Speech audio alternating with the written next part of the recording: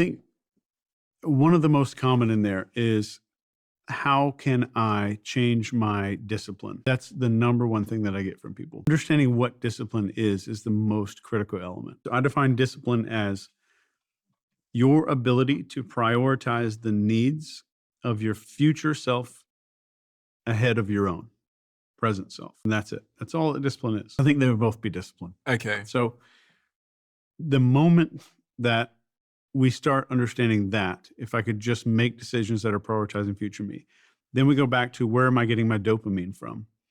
And I want past tense me to be a source of dopamine for present tense me.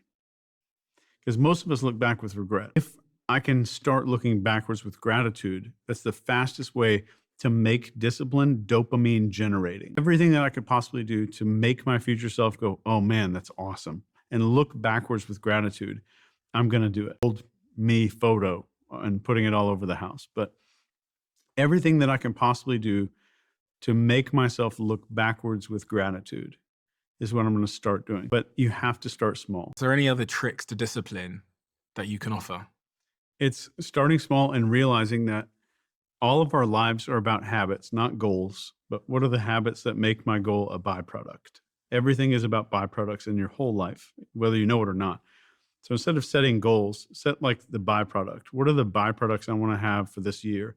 And then what are the habits that make that discipline? Going to the gym. But they don't understand that you going to the gym isn't discipline. It's a habit. So you're not like forcing yourself to go do something. You're doing something that's a habit for you. The discipline only is necessary. You only need like a teaspoon of it at the very beginning to get this habit started. So start micro habits first, and then bigger habits.